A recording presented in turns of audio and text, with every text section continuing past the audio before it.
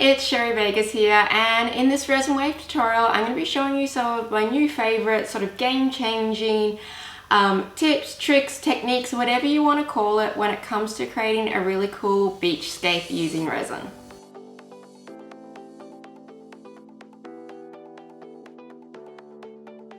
I've already started with my board prepped and primed, so this is just acrylic paint onto a wooden board, and I'm going to be using the Barnes Epoxy glass resin today for my resin, and then I'm going to be adding some crystal chips, some of these crystally stones, some shells. You can really use whatever you would like to create this sort of beach scene, and I've also got some really fine white sand. So I'm going to start off with my sandy beach part first, and I'm just adding my fine white sand into a cup, and then I'm going to be putting a little bit of my epoxy resin into that. Not too much because I don't want it to go completely into a liquid. I still want it to have that sort of texture of the sand. And once I'm happy with the consistency of that, I'm going to start spreading that out across the board in the part where I obviously don't have any of the blue for my ocean. You don't have to paint your ocean in first when doing a beach effect. I just wanted to do this, one, for a guide, and also two, I'm going to be using translucent tints on top. So just so it will give it a little bit more of that impact, and I also like the texture of seeing the bit of the paint coming through the translucent resin. I've just put a little bit of clear resin down. I'm just going to smooth that out across my surface just to make it easier to disperse out my sandy beach resin across that area. I do like to mix my resin and sand mixture together just because I want to make sure all of that sand is really combined to that resin and it's going to stay put, it's not going to fall off. Another technique that you can use is you just put the clear resin down and then sprinkle the sand on top. Just use whichever one you prefer, whatever works best for you. And I'm not too fussed whether this is even or not, or whether there's like parts of it that are a little bit more built up than other parts with this sandy beach, because it's meant to be sort of representing sort of nature, replicating it, so it can be uneven. You don't have to have your sand completely flat and perfect. One of my favorite techniques to do is by using an alcohol ink to color the sand slightly darker, and then I'm going to apply that sand closer to the water, because naturally the sand that's the closest to the water is going to be darker because it's got water in it, and the sand that's further away that's dry is going to be more lighter. So instead of trying to buy like two different lots of sand, I'm just going to be coloring the same sand. I've said sand so many times in this already. But adding that alcohol ink, this color is called Sienna, it just sort of takes this piece that next level up, adds a bit more interest, and it's all these like small details that kind of really make a piece go wow. So by darkening the sand near the water, you kind of add that in, and people might not really like recognize that straight away when they are looking at the piece, but it just adds that extra element of sort of wow factor, I like to think, into it. And then I'm going to add some crystal quartz in for my rocks because I think they're really beautiful. And obviously having crystal quartz is not going to be like a completely realistic beachscape. This is where I'm taking a little bit of artistic licensing by using crystal quartz instead of rocks. So it's, you know, if you went to a beach, you'd never see massive giant boulders of crystal quartz. But they're just so pretty, and I wanted to add them in. And I'm also using a little bit of like artistic licensing by adding these shells in, just because obviously the size comparison of the shells next to the rocks doesn't make sense in nature. Like, you would never find shells half the size of boulders, but I just feel like they add a lot of interest. They're really beautiful, and I wanted to do it, so I did it. So even though the sizing is a little bit off perspective wise with the rocks compared to the shells, I still think they're really beautiful. And overall, resin art is still an abstract art form, so it doesn't have to be 100% accurate, and I think they just look really beautiful, so I'm adding them in.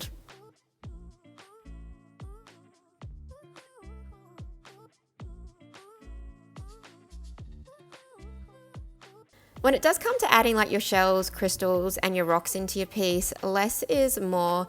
It's really easy to go overboard with it just because they're so pretty, and as you add them in, it makes the piece look even better. but once they are stuck in, you can't take them out. Like, good luck getting one of those shells out of that resin once it's fully set, but you can always add more in as the piece is going along, and you will see me adding more rocks and shells as I'm working on the piece, but you can't take away, so just be mindful of that. And you just seen there that I did a really quick whitewash over the blue base that I had already painted, just because I thought it was a bit too bright for like the color scheme that I was going for in my head. But obviously you don't have to do that step. It was just because I wanted to tone it down and add a little bit of detail, because I'm going to be using tints for all of my coloring today except for my white, because I want to see like layers of depth. So I want to see the paint coming through those tints to create a really cool effect. I am using Poly, Supre Blue, Turquoise, and a black tint. These are all from Barnes, but you can use whatever color, ocean color tints you like. And I've split my resin off into a few different parts. I'm first starting off by applying my turquoise. I'm going to be applying this to the majority of my board. And then in the second lot of tint I'm going to be adding, I've got my Poly Supre Blue with a drop of black just to make it a little bit darker.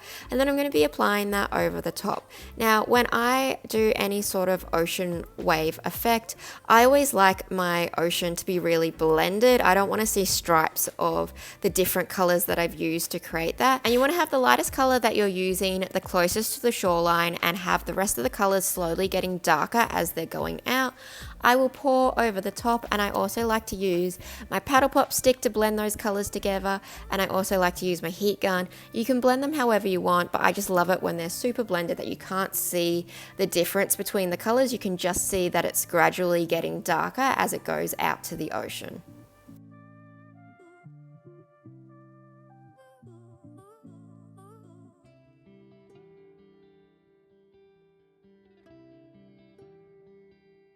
This next step is really important if you want to get those perfect white waves, and that is by putting a line or a layer of clear resin down right where you want your white resin to go. If you put your white resin directly on top of the already colored resin, like my blue tint here, it's going to tint that white resin to like be like a pastely blue when you do blow it across using your heat gun or your hairdryer, and that's not what we want. We want the white to stay white. So by putting that base of clear resin, it's not going to change the color of the white resin. So the white that I'm using is a titanium white from Just Resin, because it's one of my favorites and I find it works really well to create ocean waves. And then I'm just layering that down. The more white you put down, the further you have to blow it to get it to separate, which then creates those cells and lacing. So if you put a lot of white down, be prepared to blow it quite far. If you only put a little bit of white down, the wave is only going to go a short distance. So the amount of white you add down is completely up to you, depending on how big your board is and how far you want those first waves to go. I always like to go over with a quick burst of my blowtorch just to pop any of the bubbles in the resin before I then use my heat gun to blow that white across, creating that ocean wave effect. Now this is really important to go slowly, don't rush it. And also too, it's all about getting in the right angle. If you hold your heat gun or your hairdryer directly above, it's going to blow the white in all different directions. So you need to make sure that you're holding your heat gun in the correct direction that you want that wave to go. And I only do one layer of waves at a time, because that way I just get a perfect crisp clean wave, and then I just let that set fully dry, and then I do my second wave, and you can keep repeating this process.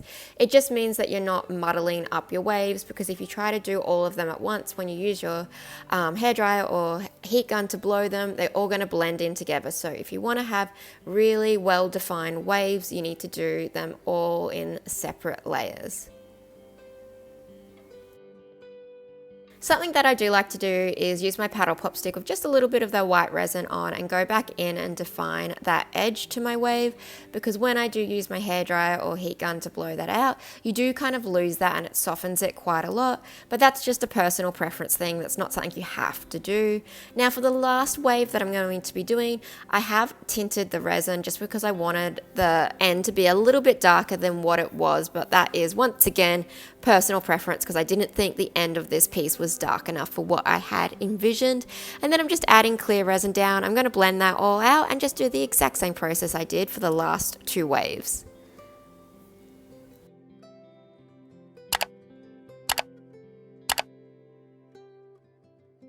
have been subscribed to my channel for a while, you know that I don't just like resin art, that I also really enjoy like candle making, eco resins, and like really getting into textured art. But I'm always really interested to hear from you guys. Do you do any other art form or any other craft or hobby other than resin? Obviously you're interested in resin if you're watching this video, but let me know down in the comments, like, other than resin, or is it just resin, what other art or crafts do you really enjoy at the moment? Another really helpful tip is if you've done your wave and you realize that the white or the wave hasn't gone back as far as you want it to go in your piece, you can always just pick your board up and tilt it so it will expand out and go back further. If you do go back in sometimes with your heat gun to try to push it and make it go further, you'll end up just losing all of those cells and lacing because it will end up expanding it too much out and just blur them. So by tilting your board, you can expand out that wave without losing the shape of the cells to them. And if you don't like it, you can always tilt your board back in towards you and it will make those cells go smaller again and not be as stretched out. But sometimes I find if I do overwork with my hairdryer or heat gun, I end up just losing everything instead of just pushing it that little bit further out. And the last step to complete this board is one of my favorite new techniques that I've just started to use, and that is by making ocean foam bubbles. So you're going to need some Mod Podge gloss. You're also going to need some dishwashing liquid, a little bit of water, and a straw. You're going to mix those together. You want to have about 3 parts of the Mod Podge, half a part of water, and half a part of dishwashing liquid. The water just helps thin it out a little bit, and the dishwashing liquid means that you can create bubbles with it. You use a straw and you blow those bubbles into it, and I find like when you blow the bubbles with the straw, you're going to get really big ones. So I then use my straw to kind of break them down to make smaller ones, because you don't want bubbles that are too big, because you will find as the Mod Podge dries, a lot of the bubbles will pop. So if you have really big bubbles, the surface like area, the tension to that, once it starts to dry, they will end up popping a lot more than these smaller bubbles, and it just creates this really cool 3D ocean foam effect. If you want to as well, you can also add a really small amount of white acrylic paint, because when these do dry, if you don't add the paint in, they will be more clear. So if you want them to have that really white look to them like they look now, then you definitely want to add just a little bit of white acrylic paint. Or if you are using a dishwashing liquid that is tinted like purple or green, then adding the white paint in just helps cover that tint up with the dishwashing liquid. This is the finished piece. Everything is dried now. Now you can top coat it if you choose to, if you want to have everything like completely perfectly level. The only thing you have to be really mindful of are these smaller bubbles like along here. Sometimes they can get like disappear into the top coat. I have colored them with white, so this is them all set. But sometimes they can slightly disappear, just these small ones. So if you are going to top coat, you might want to do all of the bubbles at the very end so they don't disappear. But if you do want to top coat at this stage, once you've got the bubbles on, so that way they're kind of a little bit more locked in, you can always add more of your bubbles if, say, you know, some of them did disappear. There is no like too much. You can just keep adding them on top. So I've already done like 2 layers of bubbles, because the first ones I did, some of them stayed, some of them didn't. That's like, you know, what happens with bubbles. Some of them do pop. So you can always just keep adding more on top. But this is the finished piece. If I wanted to as well with the top coat, it would even out the sand. I have gone back through when the piece was drying and I've sprinkled sand on top in this part, so I've got this really like rough texture down at the bottom, because obviously this is the dry end and this is the wet end going into the water, so this would obviously have a little bit more texture to it. But that is an optional thing. If you just want it to be completely smooth and even, then definitely go through and top coat it. But if you kind of like the layers and the texture to it, then you don't need to top coat. The bubbles are going to be obviously the most fragile part of this piece, so you want to make sure that you're really careful moving this. You can also use UV resin once they're fully set and you're happy with them to lightly go over, use that UV resin just to dry them really quickly to give a little bit of extra strength to the bubbles. But the bubbles are very fragile, so just be careful moving them. Don't touch it until it's fully set, and don't have a fan on while this is drying or anything where it can blow and pop the bubbles. Because once they're dried, they're pretty good, but when they're still in that sort of drying stage, there is still the chance of them popping and deflating. Like always, if you have any questions, feel free to leave them down in the comment box below. I'm always happy to answer them. And if you have any really cool tips and tricks when it comes to creating a design like this, then feel free to share them down below, as this is a community and I love to share my knowledge. So hopefully you guys feel the same and want to share back with everyone, so that way we can all create some amazing art. And if you are new to my channel, please do subscribe, as I post new videos every single week. And if you did enjoy this video and you got some benefit from it, please give it a big thumbs up. It really helps me out. It helps YouTube know to show this video to more people that will be interested in this topic. So a thumbs up is really helpful. And if you are new to resin and you want to see some more videos, I've got a full resin playlist, so go and check that out. But thank you guys so much for watching.